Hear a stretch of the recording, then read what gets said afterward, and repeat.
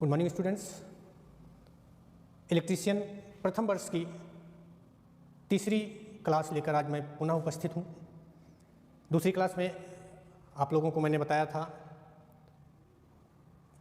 सुरक्षा और सावधानी के बारे में। किसी कार्य को करने से पहले हमें क्या क्या जानकारी रखना आवश्यक है या उस कार्य को करते समय हमें क्या क्या सावधानियाँ बरतनी पड़ती हैं, अपनानी पड़ती हैं, इन सब के बारे में हमने पिछली क्लास में पढ़ा था। आज हम लोग इस क्लास में कुछ नए टॉपिक को लेकर चलते हैं। जैसे पहला टॉपिक आपका आज हो जाएगा विद्युत के संपर्क में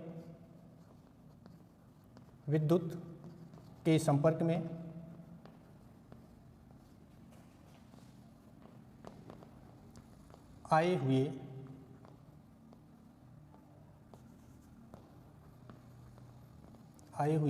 व्यक्ति को छुड़ाना।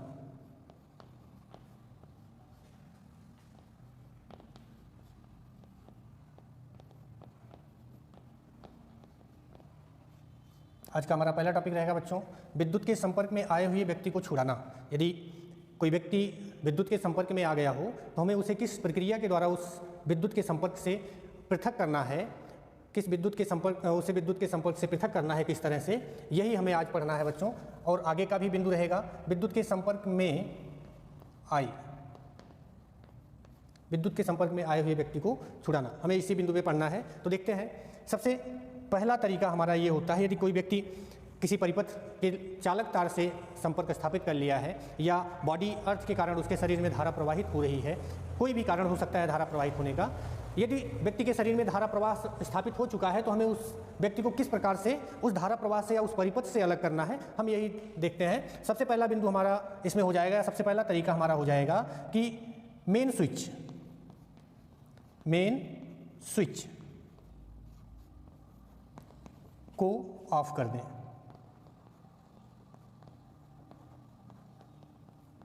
मेन स्विच को ऑफ कर दें। बच्चों ध्यान दीजिए, यहाँ मेन स्विच की बात की जा रही है। हम अपने घर में मेन स्विच का भी प्रयोग करते हैं और देखा जाए तो किसी एक उपकरण को प्रचालित करने के लिए जो स्विच प्रयोग किया जाता है वह उस उपकरण का मेन स्विच कहलाता है। आपने देखा होगा आपके घर में जो बोर्ड लगा हुआ है उस बोर्ड में किसी एक स्विच को ऑन करने से या तो फैन चलता है या दूसरे स्विच को ऑन करते हैं तो बल्ब प्रकाशित होता है, या आपके घर में कई सारे उपकरण होंगे जो किसी न किसी स्विच से कनेक्ट होंगे, तो वह स्विच उस उपकरण का मेन स्विच कहलाता है। और आपके पूरे मकान में या पूरे घर में या उद्योगशाला में जहाँ भी आप हैं उस स्थान पर पूरे एरिया में प्रवाहित होने वाली जो वैद्युतिक सप्लाई होती है उसके लिए एक मेन स्विच बोर्ड अलग से बनाया जाता है। तो हम किसी भी मेन स्विच को ऑन ऑफ कर सकते हैं। यहाँ पे ध्यान यही देना है कि यदि कोई व्यक्ति विद्युत के संपर्क में आया है तो सबसे पहले हम प्राथमिकता देंगे मेन स्विच को ऑफ करने की। देखिए यहाँ पे एक समस्या ये भी आती है कि हो सकता है कि मेन स्विच हमारे संपर्क से दूर हो।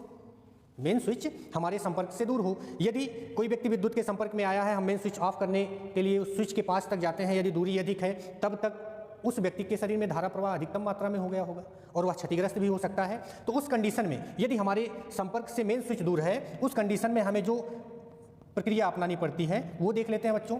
उस कंडीशन में हमें जो प्रक्रिया अपनाना है वो इस प्रकार है कि यदि व्यक्ति विद्युत के संपर्क में है और हम मेन स्विच तक पहुँच नहीं सकते तो हमें किसी मोटी रबर की चटाई, यहाँ पर देख लेते हैं, मोटी रबर की चटाई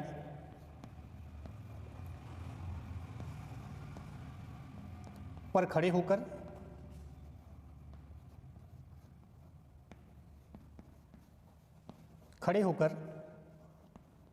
अपने आप को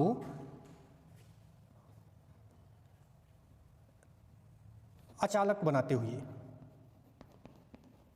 विद्युत का अचालक लिख सकते हैं, विद्युत का अचालक बनाते हुए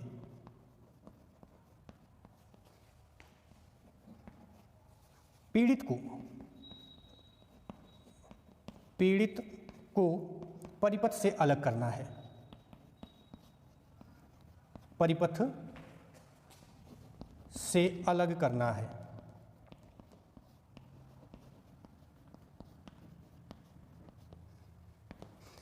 देखिए बच्चों, यहाँ पे बताया गया कि यदि हम स्विच के मेन स्विच से दूर हैं तो सबसे पहले हमें ये ध्यान देना है कि हमें उस व्यक्ति को परिपथ से पृथक करना है।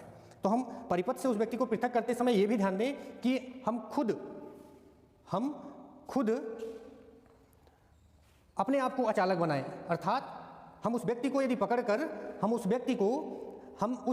यदि पकड़कर अपने हाथ से पकड़कर छुड़ाने का प्रयास करते हैं तो हमारे शरीर में भी धारा प्रवाह संपन्न हो सकता है, स्थापित हो सकता है। यही ध्यान देना है कि हमें यदि व्यक्ति को छुड़ाने का प्रयास करते हैं तो हमारे शरीर में धारा ना प्रवाहित हो, अर्थात हमें कुछ ऐसे वस्त्र, कुछ ऐसे उपकरण का उपयोग करना है जिसके सहारे हम उस व्यक्ति को परिपथ से पृथक भी कर दें और हम अपने आप को भी सुरक्षित रख सकें। तो वहाँ पर यह ध्यान देना होता है कि धरातल पर कोई मोटी रबर की चटाई रखी हो, उस चटाई पर हम चढ़ जाएं। उसके बाद यहाँ पर बताया गया अपने आप को विद्युत का अचालक बनाते हुए, अर्थात यदि हम हाथ से उस व्यक्ति को पकड़ना चाहते हैं तो हम भी विद्युत धारा के सुचालक हैं, हमारे शरीर में भी धारा प्रवाहित हो सकती है। तो हम अपने आप को अचालक बनाएं, अर्थात हम अपने हाथ में रबर का दस्ताना पहन लें या किसी अचालक पदार्थ को ले लें जिससे हम व्यक्ति को धक्का देकर छुड़ा सकें।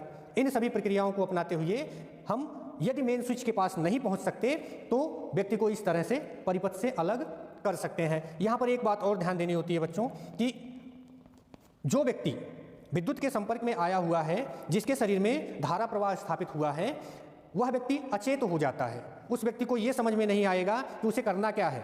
यदि उसको समझ में आता तो वो परिपथ से अपने आप पृथक हो जाता, अपने आप को ही अलग कर लेता। तो हम यदि मेन स्विच नहीं ऑफ कर सकते, मोटी रबर की चटाई पर खड़े होकर किसी डंडे की सहायता से हम उस व्यक्ति को अलग करना चाहते हैं, तो हमें यह ध्यान देना होता है कि पीड़ित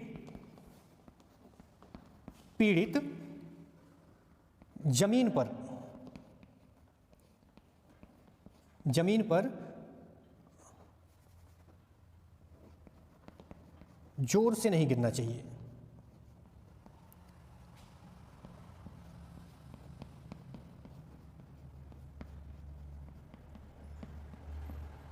देखिए यहाँ ये अंतिम बिंदु है हमारा विद्युत के संपर्क में आए हुए व्यक्ति को छुड़ाने का, कि यदि हम किसी सूखी लकड़ी की सहायता से उस व्यक्ति को छुड़ाना चाहते हैं धक्का देकर, तो हमें ये ध्यान देना हम धक्का तो दे रहे हैं, धक्का देने पर वह व्यक्ति जमीन पर बहुत अधिक तीव्र गति से ना गिरे, नहीं तो उसके शरीर में और भी अधिक चोट आ सकती है। ये हमें ध्यान देना होगा कि यदि वह परिपथ से अलग हो जाता है, परिपथ से छूट जाता है, तो हम उसे किसी भी प्रक्रिया से जमीन पर गिरने से बचाएं। ये आपके विद्युत के संपर्क में आए हुए पीड़ित को या व्यक्ति को छुड़ाने के तरीके हैं। इन तीनों तरीके से हम छुड़ा सकते हैं। अब आगे बात आती है हमारी, अगला जो बिंदु आता है वो देखते हैं। देखिए बच्चों, हमारा अगला जो बिंदु है, आपने पढ़ा विद्युत के संपर्क में आए हुए व्यक्ति को छुड़ाना। विद्युत के संपर्क में आने पर व्यक्ति अचेत हो जाता है। ये होता क्यों है, हमें यही समझना है। अर्थात हमारा जो दूसरा पॉइंट रहेगा आज के वीडियो का, वो हो जाएगा झटका लगने का कारण, अर्थात विद्युत झटका लगने का कारण। दूसरा टॉपिक हमारा बच्चों विद्युत झटका लगने का कारण। देखिए, विद्युत आपको बताया गया कि जितना हमारे लिए उपयोगी होती है उतनी ही खतरनाक भी होती है। खतरनाक है इसीलिए हमारे शरीर को ये झटका दे सकती है, खतरनाक है इसलिए हमारे शरीर को झटका दे सकती है, या हमारे शरीर में इतना अधिक प्रवाह हो सकता है कि हमारे शरीर में प्रवाहित हो रहे रक्त को भी ये नस से पृथक कर सकती है, या इतना अधिक तीव्र गति हो जाएगी कि हमारी नसों को भी डैमेज कर सकती है। तो यही चीज़ देखना है कि होता क्यों है बच्चों विद्युत झटका लगने का कारण। यहाँ पे ये बहुत महत्वपूर्ण पॉइंट है कि यदि 90 वोल्ट की सप्लाई या 90 वोल्ट के बल के द्वारा हमारे शरीर के आर पार धारा का प्रवाह होता है, तो ये हमारे लिए खतरनाक हो सकता है। अर्थात हम ये कह सकते हैं कि यदि 90 वोल्ट से कम सप्लाई है तो हमारे शरीर के लिए कम क्षतिग्रस्त है, अर्थात हम उससे बच भी सकते हैं। लेकिन यदि 90 वोल्ट से अधिक सप्लाई है और हमारे शरीर के आर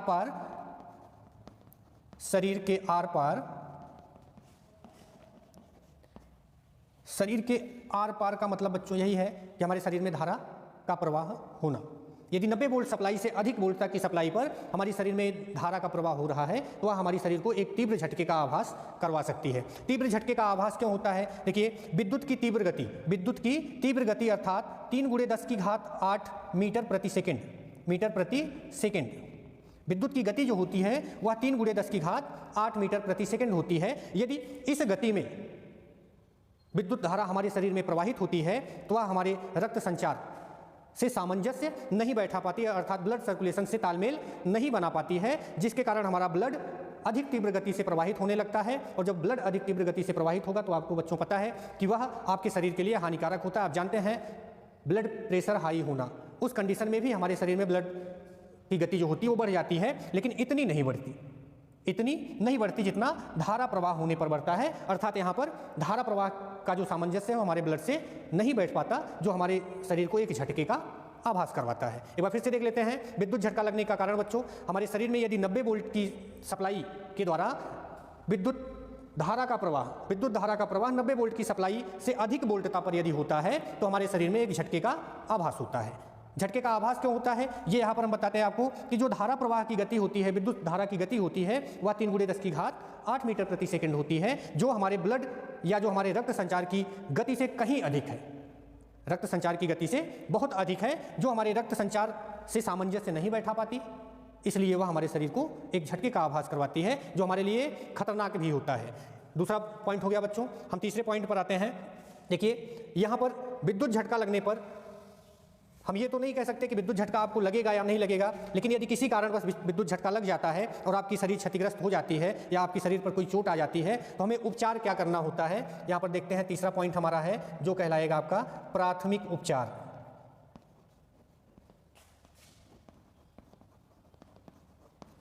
प्राथमिक उपचार, ठीक है बच्चों। प्राथमिक उपचार का मतलब यही है कि किसी को यदि हम विद्युत झटके की बात छोड़ देते हैं, किसी भी प्रकार की यदि हमारे शरीर पे घात होती है या आघात होता है, चोट ही लगती है, तो हम डॉक्टर के पास पहुंचने से पहले कुछ ना कुछ उपचार करते हैं। जैसे हमारे हाथ में कहीं कट का निशान लग गया, ब्लड निकलने लगता है, तो हमारे पास उस समय बैंडेज नहीं होता है, हमारे पास पट्टी नहीं होती, तो हम किसी साफ कपड़े को फाड़ते हैं और बांधते हैं, जिससे कि हमारा ब्लड कुछ समय के लिए रुक जाए, ब्लड का प्रवाह ना हो या ब्लड बाहर ना निकले, तो प्राथमिक उपचार के अंतर्गत ही आता है। तो यहाँ कहने का सीधा सीधा तात्पर्य यही है कि पीड़ित के पास या पीड़ित को डॉक्टर के पास तक पहुँचाने से पहले किया गया उपचार प्राथमिक उपचार कहलाता है। डॉक्टर के पास पहुँचने से पहले या पीड़ित के पास डॉक्टर के पहुँचने से पहले पीड़ित का किया गया उपचार प्राथमिक उपचार कहलाता है। प्राथमिक उपचार कई तरह से हम कर सकते हैं। देखिए, सबसे पहला, यदि हमें चोट लग गई है, विद्युत के द्वारा चोट लगी है, तो हम 3 विधियों को अपना सकते हैं। सबसे पहली विधि होती है प्राथमिक उपचार की कि पीड़ित के पास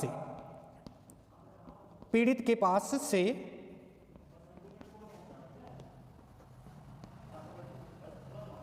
भीड़ हटा दें।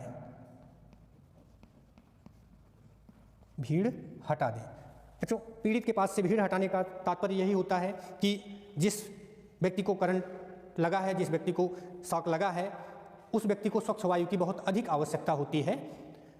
तो यदि पीड़ित के पास भीड़ लगी होगी तो स्वच्छ वायु उस व्यक्ति को आसानी से नहीं प्राप्त हो पाएगी। सबसे पहली क्रिया हमारी यही होती है कि पीड़ित के पास से हम जो भी लोग देखने के लिए खड़े हुए रहते हैं या भीड़ इकट्ठा कर लेते हैं, उनको हमें सबसे पहले उनके पीड़ित के पास से दूर हटाना है, जिससे कि पीड़ित को स्वच्छ वायु मिल सके। दूसरी प्रक्रिया उसी स्थान पर हमें करना है। पहली प्रक्रिया तो हमारी भीड़ हटाने की है, दूसरी प्रक्रिया वहाँ तुरंत करना है कि पीड़ित के मुंह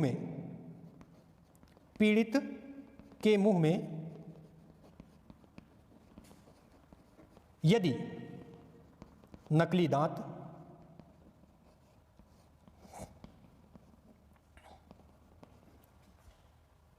या कुछ खाने वाली वस्तु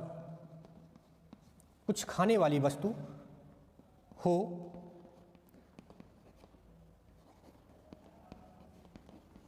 तो उसे तुरंत बाहर निकाल दें।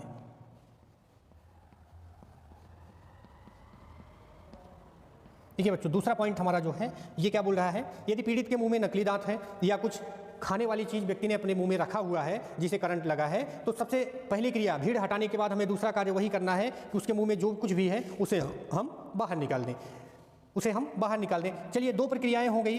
अब तीसरी प्रक्रिया क्या है कि यदि भीड़ हटाने से भी उसको स्वच्छ वायु नहीं मिल रही है या श्वास क्रिया में उसके बाधा उत्पन्न हो रही है, तो हम पीड़ित को कृत्रिम श्वास क्रिया के द्वारा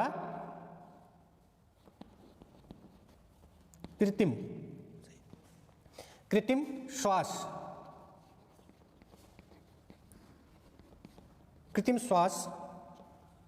क्रिया के द्वारा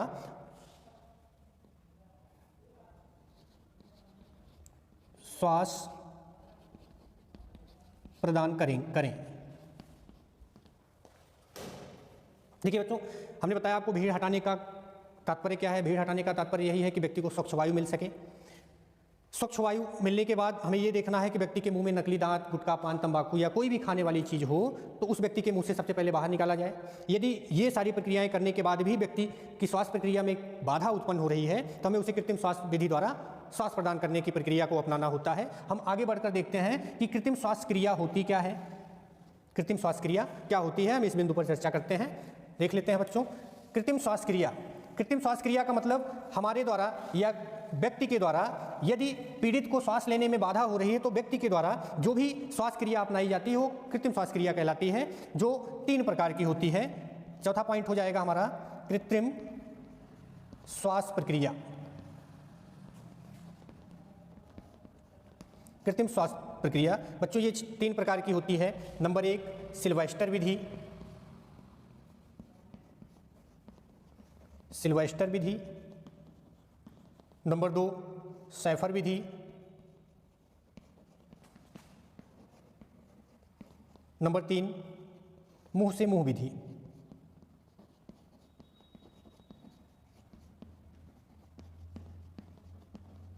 तीन प्रक्रियाएं होती हैं बच्चों। नंबर 1 सिल्वेस्टर विधि, नंबर 2 सैफर विधि और नंबर 3 मुंह से मुंह विधि। क्वेश्चन पूछा जाता है इस तीनों बिंदुओं पर कि विद्युत के संपर्क में आए हुए व्यक्ति को कृत्रिम श्वास क्रिया देने की सबसे अच्छी विधि क्या है। तो यहाँ पर हमारी सबसे अच्छी विधि कृत्रिम श्वास क्रिया की होती है मुंह से मुंह विधि।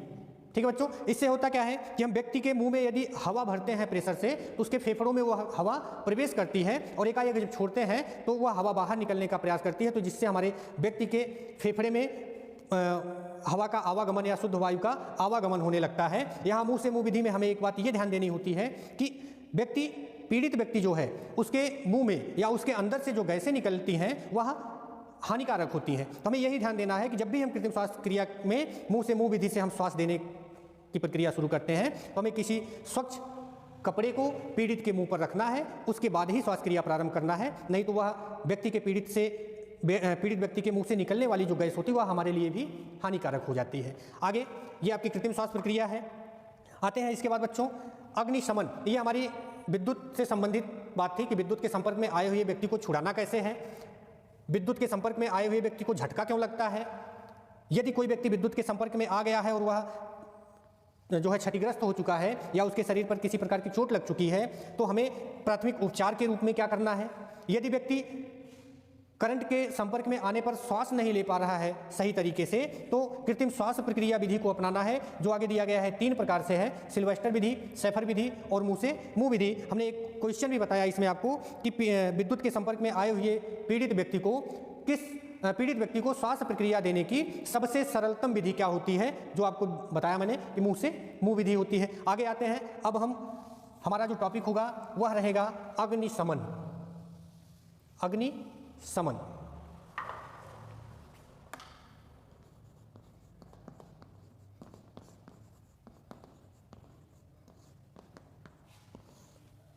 बच्चों अगला टॉपिक हमारा है अग्निशमन। अग्नि का मतलब आप जानते ही हैं, अग्नि का मतलब होता है आग भी कह सकते हैं इसको। समन का मतलब बुझाना या खत्म करना। आग को खत्म करना या आग को बुझाने से संबंधित है। हम देखते हैं अग्निशमन किसे कहा जाता है। हम यहीं से समझ लेते हैं कि आग को बुझाने वाले यंत्र को या आग को जिस तरीके से बुझाया जाता है या आग को कैसे हम बुझाएंगे वह अग्निशमन के अंतर्गत आता है। यहीं पर यदि आगे लिख के आ जाता है अग्निशमन यंत्र, तो यहाँ पर हम ये भी बोल सकते हैं कि आग को बुझाने के लिए प्रयोग किया जाने वाला यंत्र अग्निशमन यंत्र कहलाता है। अग्निशमन यंत्र आपके कई प्रकार के होते हैं। हम जैसे आग को बुझाने के लिए जिस किसी भी विधि का उपयोग करते हैं, जिस किसी भी यंत्र का उपयोग करते हैं वह अग्निशमन यंत्र ही कहलाएगा। चाहे हम आग को बुझाने के लिए बाल्टी से पानी ही क्यों ना फेंक रहे हों, तो जिस यंत्र से हम पानी को फेंकने का कार्य करते हैं वह यंत्र हमारा अग्निशमन यंत्र कहलाता है। और पानी क्या कहलाएगा, अग्निशमन कहलाएगा, क्योंकि पानी के द्वारा आग को बुझाया जा रहा है। आगे देखते हैं, कहीं कहीं पानी के द्वारा आग नहीं बुझती है तो हम रेत या बालू का प्रयोग करते हैं, शुष्क पदार्थ का प्रयोग करते हैं। तो शुष्क पदार्थ को भी फेंकने के लिए, बालू या रेत को भी फेंकने के लिए हम बाल्टी का भी उपयोग करते हैं। यदि हमारे पास बाल्टी नहीं है तो हम हाथ से ही फेंकना प्रारंभ कर देते हैं। उस समय जब हम हाथ से फेंकना प्रारंभ कर रहे हैं उस समय यंत्र जो होगा वो हमारा हाथ हो जाएगा और अग्निशमन जो होगा वह रेत या बालू हो जाएगा। कुछ आग ऐसी होती है, आपको बताया जाएगा। आग जो है आपने एक पढ़ा होगा कि आग वही जो आप देखते हैं उसी को जानते होंगे, लेकिन आप यहाँ पर पढ़ेंगे आग 4 प्रकार की होती है और उस आग को बुझाने के 4 यंत्र भी होते हैं या अग्निशमन भी 4 प्रकार के होते हैं। सबसे पहले हम ये देख लेते हैं अग्निशमन यंत्र किसे कहते हैं, अर्थात आग को बुझाने के लिए प्रयोग किया जाने वाला यंत्र अग्निशमन यंत्र कहलाता है। आगे देखते हैं आग कितने प्रकार की होती है। यंत्र तो हमें पता चल गया, अब हम यहाँ पर देखते हैं आग के प्रकार। बच्चों आग तो एक ही होती है, आप भी जानते हैं और हम भी जानते हैं आग एक ही होती है, लेकिन यहाँ पर प्रकार जो दिया गया है यह पदार्थ के ऊपर निर्भर करता है कि किस पदार्थ में वह आग लगी है, किस पदार्थ में वह आग लगी है। तो यहाँ पर 4 प्रकार से डिवाइड किया गया है आग को। सबसे पहले दिया गया है श्रेणी ए अर्थात श्रेणी ए की आग। श्रेणी ए की आग हम देखते हैं श्रेणी ए की आग क्या होती है। आप जानते हैं कागज, जूट, लकड़ी आदि। देखिए कागज, जूट, लकड़ी आदि ये जितने पदार्थ हैं इन पदार्थों में लगी हुई आग को ए श्रेणी के अंतर्गत रखा जाता है। कागज, जूट, लकड़ी आदि इस प्रकार के जो भी पदार्थ होंगे उन पदार्थों में लगी हुई आग को श्रेणी ए की आग के अंतर्गत रखा जाता है।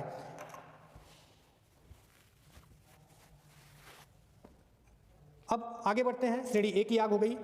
दूसरा आता है हमारा श्रेणी बी।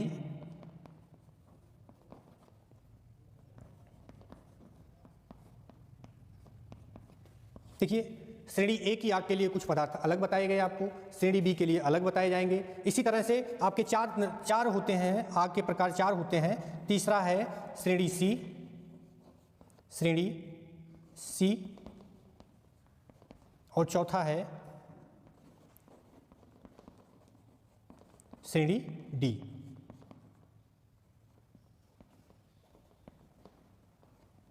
ये 4 प्रकार की आग होती है। ए श्रेणी की आग लकड़ी, जूट, कपड़ा आदि में लगी हुई आग होती है।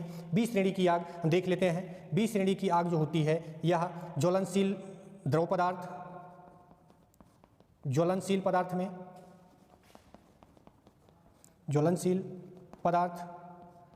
पदार्थ बच्चों 2 प्रकार के हो जाते हैं। जैसे एक हमारा गैस भी आता है ज्वलनशील में और एक द्रव भी आता है। तो हम यहाँ पर जो बी श्रेणी की बात कर रहे हैं यह द्रव के अंतर्गत आता है कि यहाँ पर हम लिख देते हैं ज्वलनशील द्रव, जैसे मिट्टी का तेल, डीजल, पेट्रोल आदि यहाँ पे लिख लेते हैं। जैसे मिट्टी